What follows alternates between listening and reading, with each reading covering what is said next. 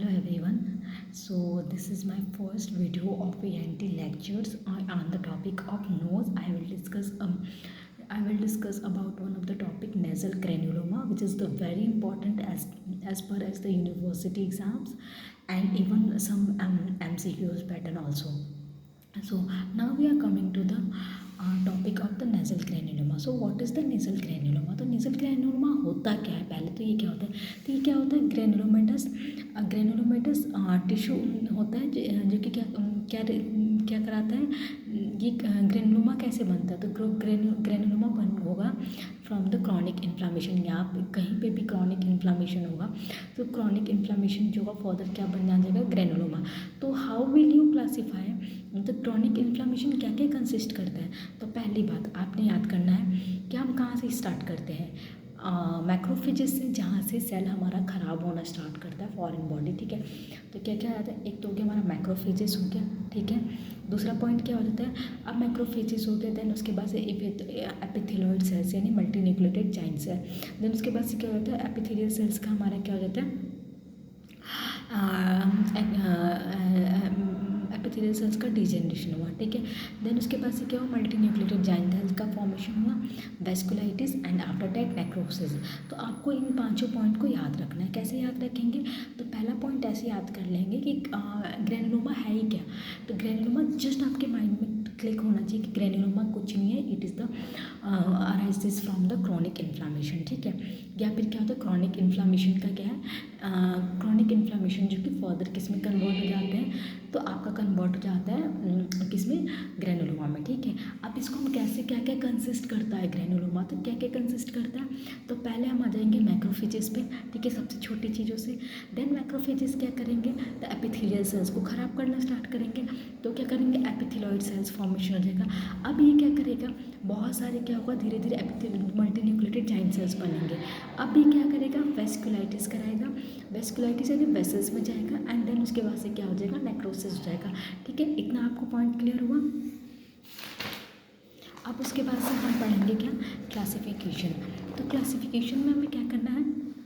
तो 4 क्लासिफिकेशन होता है. ठीक है, कौन कौन से?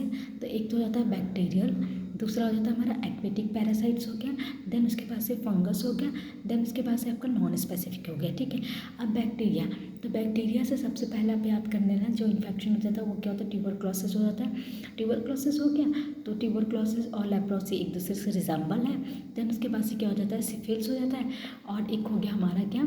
राइनोस्क्लेरोमा, जो कि बहुत इंपॉर्टेंट है और इसके बारे में हम डिस्कस भी करेंगे. राइनोस्क्लेरोमा और ट्यूबरक्लोसिस जो है वो जो है बहुत ही ज़्यादा मतलब इम्पॉर्टेंट टॉपिक है as per as the university exam. ठीक है, तो इसको हम कैसे याद करेंगे?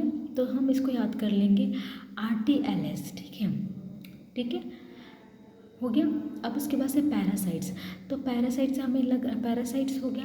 तो पैरासाइट्स का एक ही हो जाता है, वो क्या होता है? राइनोस्पोरोडियोसिस. अब पैरासाइट, यहाँ पे साइट्स हैं और यहाँ पे क्या होता है? डियोसिस. तो क्या याद करना है? एक तो क्या? राइनो यानी नोज में जा रहा है. ठीक है, और ये भी क्या है? राइनो मतलब नोज, और स्पोर्स तो हो गया स्पोर, क्योंकि पैरासाइट्स में ज़्यादातर डिजेनरेशन कराने का, चीज़ों को इफेक्ट कराने का कौन कराता है?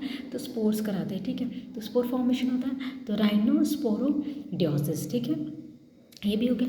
अब फंगस. फंगस का हमें पता है कि mycosis group is called the fungus. तो हमारा आगे एक तो हो गया हमारा म्यूकोमाइकोसिस हो जाता है और एक होता है स्पर्जिलोसिस हो जाता है. ठीक है, ये क्या क्या हो जाता है? तो म्यूकोमाइकोसिस हो गया और स्पर्जिलोसिस हो गया. ठीक है, अब उसके बाद से हमारा आता है नॉन स्पेसिफिक ग्रुप. तो नॉन स्पेसिफिक जो कि अभी तक स्पेसिफाई नहीं हुआ है. तो एक तो हो गया हमारा सार्कोडियोसिस, याद रखना. एक हो गया वैगनर ग्रैनुलोमा, जो कि बहुत ज़्यादा इंपॉर्टेंट है. ठीक है, और उसके बाद से एलर्जिक, हमें पता नहीं कि किस चीज़ से एलर्जी है, तो ये तो आपको पता है, याद करना इजी है. देन उसके बाद से क्या होता है? साइनोनेजल लिम्फोमा. ठीक है, इतना हुआ. ठीक है, अब उसके बाद से हम इसके डिजीज़ के बारे में डिस्कस करते हैं. तो डिजीज़ में क्या होता है? तो राइनोस्क्लेरोमा. तो राइनोस्क्लेरोमा क्या हो जाता है? तो हम राइनोस्क्लेरोमा को क्या कह सकते हैं? रेस्पिरेटरी स्क्लेरोमा भी कह सकते हैं. अब हम इसको रेस्पिरेटरी स्क्लेरोमा क्यों कहते हैं? क्योंकि ये क्या करता है ना, ये स्टार्ट तो होता है राइनो मतलब नोज से, और ये धीरे धीरे क्या करता है? रेस्पिरेटरी ट्रैक्ट को भी हमारा इन्फेक्ट करता है. ठीक है, इसीलिए हम इसको राइनोस्क्लेरोमा कहते हैं. ठीक है, हुआ. देन उसके बाद से हम पढ़ेंगे क्या, अभी राइनोस्क्लेरोमा होता क्या है।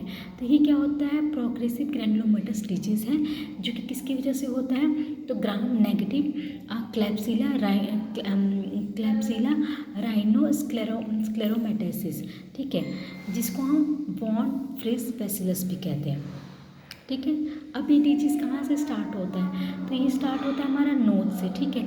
नोज से स्टार्ट होते होते कहाँ पे एक्सटेंड करता है, तो हमारा नेजोफेरिंग्स रीजन से, ठीक है। उसके पास है पैरानेजल साइनस में, देन उसके पास है ओरोफेरिंग्स में, लैरिंग्स में, ट्रैकिया में एंड ब्रोंकाई में। आप समझ में आया रेस्पिरेटरी स्क्लेरोमा क्यों कहा, क्योंकि स्टार्ट तो हुआ नोज से, फिर पूरा नेजल ट्रैक्ट आया, इन्वॉल्व हुआ, देन उसके बाद से हमारा रेस्पिरेटरी ट्रैक्ट इन्वॉल्व हुआ, ठीक है। तो हो गया। अब इसके जो क्लिनिकल फीचर्स में यानी नेजल इन्वॉल्वमेंट में 4 स्टेजेज होते हैं। कौन कौन से स्टेजेज होते हैं, तो